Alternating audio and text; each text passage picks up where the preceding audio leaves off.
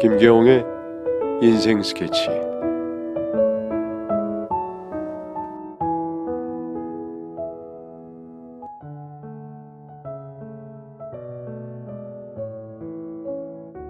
아무래도 함께 생활을 하다 보니 종종 시끄러운 일이 생기기 때문입니다.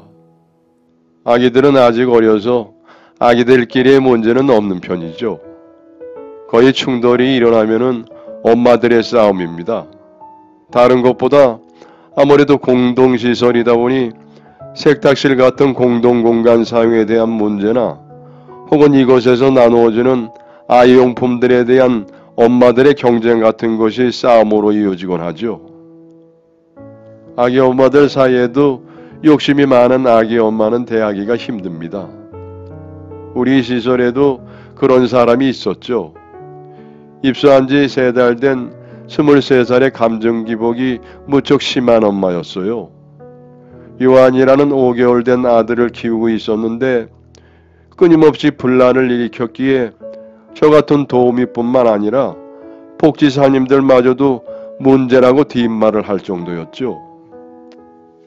그날도 마찬가지였습니다. 어느 날 세탁실에서 다투는 소리가 나서 가보니 욕심 많은 요한 엄마와 태호 엄마가 싸우고 있더군요. 그러니까 빨리 빼면 되잖아요. 저는 항상 알람 맞춰놔요. 세탁 끝나는 시간 알람 울리자마자 내려온 거고요. 언니는 항상 1시간 넘게 뒀다가 빼잖아요. 그 몇 분도 못 기다려주세요. 이곳에 세탁기는 3대가 있지만 다들 아기들이 있다 보니 세탁실은 언제나 전쟁터나 다름이 없어요. 그래서 세탁이 끝나면은 바로 수거를 해줘야 다음 사람이 쓸 수 있는데 요한 엄마는 항상 세탁이 끝나고 바로 가져가지 않고 1시간 넘게 방치하곤 했지요. 그러다 보니 요한 엄마와 시설에 있는 다른 엄마들이 이 문제로 다투는 경우가 많았죠. 그런 일이 쌓이고 쌓여서 결국 일이 터져버린 것 같더라고요. 얼마 전 누군가 요한 엄마의 세탁이 끝난 세탁물을 대야에 빼놓고 세탁기를 돌렸던 것 같더군요. 그런데 요한 엄마가 나중에 그것을 보고 화가 단단히 난 거죠. 당연히 요한 엄마는 누가 그랬는지 색출하겠다고 난리를 쳤지만 그 기세에 눌린 아기 엄마들은 하나같이 자신은 아니라고 하니 요한 엄마도 그 상황은 넘어갈 수밖에 없었고 이후 본인이 당했던 걸 똑같이 복수하려고 기다린 것 같더군요. 물론 자신이 당한 것처럼 완료된 세탁물을 대야에 빼두었으면 좋으련만 요한 엄마는 태호 엄마의 세탁물을 전부 세탁실 바닥에 내동댕이 쳐서 기껏 빨아놓은 걸 다시 더럽게 만든 거죠. 다 된 빨래를 굳이 이렇게 해둬야 했어요? 이렇게 하면은 어떻게 해요? 너희도 내 빨래 더럽혔잖아. 이 정도는 당연한 거지. 요한 엄마는 적반하장으로 큰 소리를 치더군요. 하지만 태호 엄마는 아무 말도 하지 않고 가만히 있었어요. 보다 못한 제가 나섰죠. 요한 엄마, 우리도 왔다 갔다 하면서 보는데 항상 세탁물 수거 안 해서 문제 만드는 건 요한 엄마였잖아. 공동생활하면서 이런 식으로 하면 안 되지. 아줌마가 뭔데 끼어들어요? 요한 엄마는 저까지 물어뜯을 기세로 소리를 질렀죠. 그런데 그때 복지사님이 나타났습니다. 박지영씨, 지금 입수한 지 3달 동안 문제 일으킨 게 몇 번이에요? 계속 큰 목소리가 오가니 누군가 복지사님을 불러온 듯 했죠. 결국 복지사님이 나서서 상황을 중재했습니다. 계속 이렇게 행동하면 이곳에 있을 수 없다는 건 잘 알 텐데요. 복지사님이 그렇게 이 얘기를 하자 그동안 요한 엄마를 못마땅하게 여긴 다른 엄마들까지 나서서 지금까지 요한 엄마가 해온 행동들에 대해 이야기를 하기 시작했어요. 같이 먹는 것도 맨날 혼자 방에 가져다 놔요.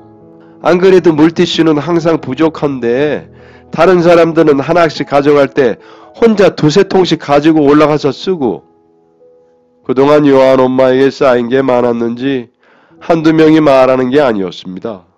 주변에 있던 엄마들이 다 한마디씩 거들 정도였죠. 요한 엄마는 상황이 불리해지자 나가면 되잖아. 나가면 내가 더럽고 치사해서 나간다. 나가! 하며 소리를 지르고 방으로 올라가 버렸습니다. 사실 막무가내로 나가려는 엄마들을 보면은 좀 더 버텨보라고 타이르기도 하지만 요한 엄마의 경우에는 하는 짓이 너무 민폐라 딱히 동정심도 안 생기더라고요. 그리고 다음날 태호 엄마가 어디서 났는지 음료수를 들고 저에게 왔습니다. 어제는 감사했어요. 내가 뭘 한 게 있다고요. 그래도 고마워요. 잘 마실게요.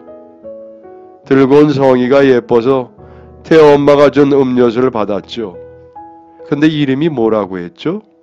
강은영이에요. 그때 처음으로 통성명을 했습니다. 그날 이후 은영 씨는 저에게 육아하는 것을 물어오기도 하고 제가 몰래 건네주는 음식이나 아기 용품을 받고 좋아하기도 했습니다. 아무래도 조금 더 친근해진 것 같았죠. 그러던 어느 날 퇴근 후 이제 자볼까 하고 있는데 태호 엄마에게 전화가 걸려왔습니다. 여보세요? 은영씨 무슨 일이에요? 여사님 어떡하죠? 우리 태호가 너무 아파요. 해열제를 썼는데도 열이 안 떨어져요. 은영씨의 목소리가 떨리고 있더군요. 깜짝 놀랐지만은 저는 우선 은영씨를 달랬죠. 은영씨 진정해요. 엄마가 진정하지 않으면은 아이를 간호할 사람이 없어요. 네, 알겠어요. 그리고 어릴 때 우리 아들에게 썼던 방법을 알려줬죠. 일단 아이 옷을 벗긴 뒤에 수건으로 닦아주면서 조금 지켜보라고 했습니다. 그리고 아이 열을 내리기 위해서 이불을 덮지 말고 수건 같은 걸로 배만 덮어주라고 조언을 했습니다. 그리고 2시간이 지나고 열이 떨어지지 않으면 연락을 하라고 말했죠. 전화는 끊어졌지만 저 또한 걱정이 돼서 2시간 동안 잠도 못 자고 기다렸어요. 그리고 2시간 뒤에 연락을 해보니 은영씨의 목소리가 한결 좋아졌더군요. 태호의 열은 많이 내렸어요. 네, 다 여사님 덕분이에요. 조금 더 기다려보면 정상 체온으로 갈 것 같아요. 다음날 아침이 되자마자 외출 허락을 받고 태호를 데리고 병원을 다녀왔죠. 의사 선생님이 감기 임대 응급조치를 잘했다고 칭찬해 주셨어요. 감사합니다, 여사님. 그럼 다행이네요. 앞으로도 어려운 일 있으면은 시간 상관없이 언제든지 연락해요. 그 사건 이후로 태호 엄마와 훨씬 가까워졌습니다. 태호를 키우는 데 필요한 육아 상식을 알려주기도 하고 연년생 아들을 키우면서 힘들었던 이야기도 해줬죠. 주로 제 이야기를 많이 해줬습니다. 은영씨의 사연도 궁금했지만 본인이 말해주지 않으니 굳이 물어보지는 않았습니다. 그렇게 시간이 흘러 태호 엄마가 이곳에 온 지 2년이 되었고 퇴소하는 날이 다가왔습니다. 여기서 나가면 어떻게 할 거야? 자립지원금이랑 정부 보조금 아껴 살았으니 그걸로 태호랑 살 수 있는 방 하나 구하려고요. 그래? 퇴소하고 나서 방 구하고 세간살이도 드리려면은 엄청 돌아다녀야 하겠네. 태호랑 같이 돌아다니기 힘들 테니까 나한테 맡기고 일 보고 와요. 그럼 여사님 출근은요? 나도 이제 힘들어서 그만두고 쉬려고. 그리고 태호 엄마 일자리도 알아보고 해야 할 거 아니야.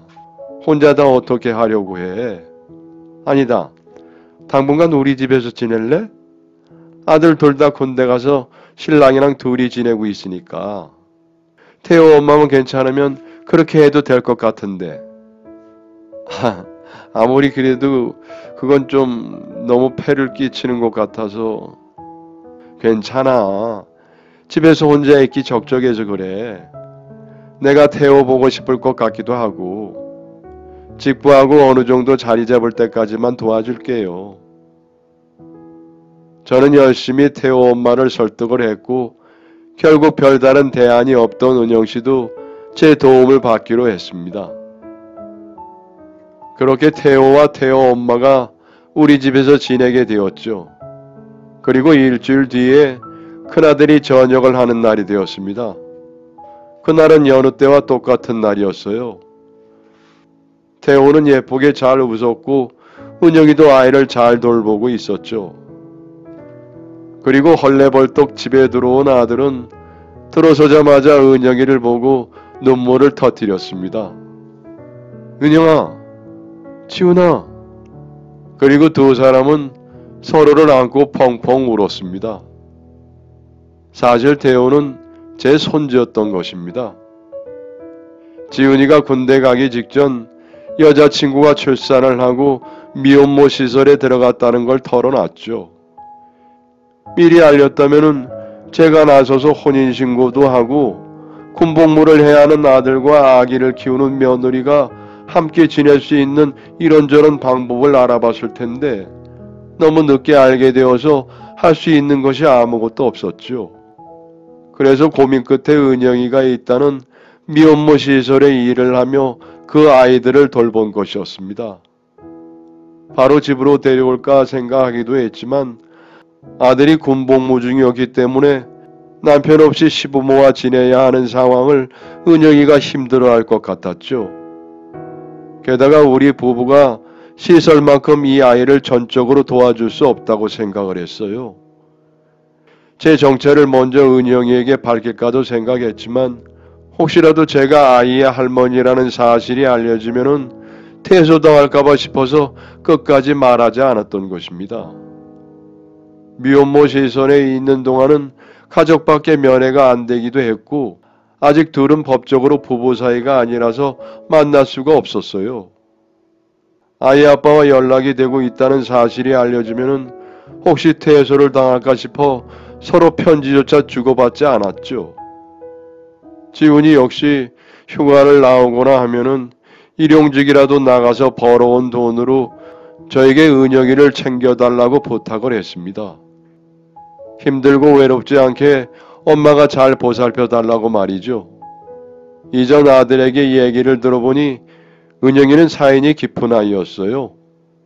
부모님이 돌아가시고 외삼촌 집에서 자랐더군요. 그래서 친정도 없고요. 처음 미혼모 시설에 들어갔다는 사실을 알고 은영의 외삼촌에게 알릴까 했지만 본인이 외삼촌에게 제대로 말하지 못하는 이유가 있을 수도 있으니 그 부분은 은영이와 아들과 함께 상의하기로 했죠. 그날 아침 지훈이가 돌아오고 나서 제일 먼저 한 일은 아이들의 혼인신고였습니다. 이후 제가 아이들에게 할 수 있는 최선을 다했어요. 일단 지훈이와 은영이가 부부로서 함께 지낼 수 있게 해주고 아직 어린 두 아이가 마지막까지 학업을 끝낼 수 있게 아낌없이 지원을 해주었습니다. 아들은 학교를 다니면서 아르바이트를 했고 은영이 역시 온라인으로 대학을 졸업할 수 있게 도와주었습니다. 그리고 지훈이와 태호는 유전자 검사를 통해 가족관계를 등록했어요. 또한 두 아이를 축복하는 작은 결혼식도 올렸습니다.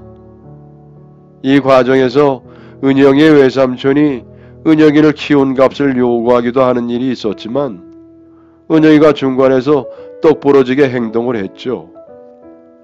나중에 외삼촌과 이야기를 들어보니 돌아가신 은영이 엄마 보험금 때문에 은영이를 맡기는 했지만 돈만 받고 방치했을 뿐 열심히 키우지도 않았더군요. 그렇게 시간이 지나 은영이도 미혼모 시설에서 딴 자격증과 졸업장을 가지고 미혼모 시설에 취업을 했습니다.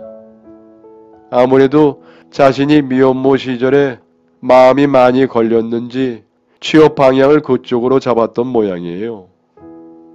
그리고 아들도 무사히 졸업 후 취업을 했죠. 두 사람이 경제적 자립을 하자 전 지훈이와 은영이를 분가시켰습니다. 그리고 며느리도 일을 하고 싶어하니 손자를 볼 수 있도록 가까운 아파트로 구입했어요. 그리고 지금은 어느 가족보다 행복하게 지내고 있습니다. 물론 아이들이 실수한 건 맞습니다. 하지만 아이들은 아이들 나름대로 자신의 행동에 책임을 지려고 노력을 했다고 생각합니다. 그리고 제가 일해본 미혼모 시설의 엄마들 모두 아이를 책임지기 위해 발버둥 치고 있었죠. 미혼모 혹은 미혼부들을 냉랭한 시선으로 보지 말고 우리 사회와 우리 어른들이 그들을 따뜻하게 도와주면 좋겠다고 생각합니다.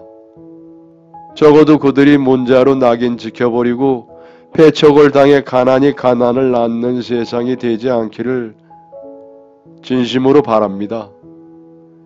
지금까지 제 이야기를 들어주셔서 감사합니다.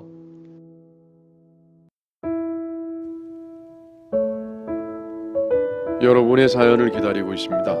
내용은 제한이 없고요. 구독과 좋아요는 저에게 큰 힘이 됩니다.